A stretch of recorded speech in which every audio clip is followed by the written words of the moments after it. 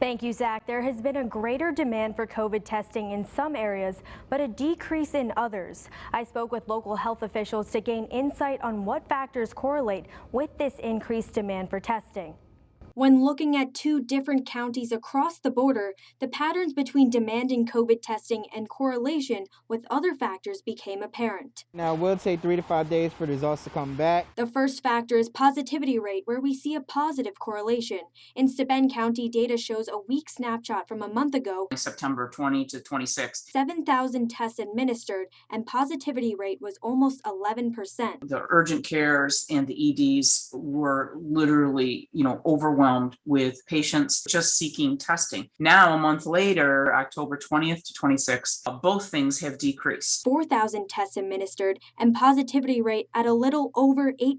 It seems obvious, but Steuben County Public Health Director Darlene Smith states it best. Again, the more you test, the more positives you're going to find. And so that's going to increase your positivity rate. Now that less tests are being performed, our positivity rate is decreasing. But also, I believe a contributing factor to the decrease in our positivity rate is more and more people are vaccinated. Which brings us to the second factor, vaccination rate, where we see a negative correlation. In Bradford County, where certainly there's been an increased volume of testing. We see one of the lowest vaccination rates in the state of Pennsylvania. 63rd out of 67 counties in the Commonwealth of Pennsylvania. At approximately 39%. And through the early summer when vaccines became widely available and our citizens, for some reason or another, did not take advantage of that.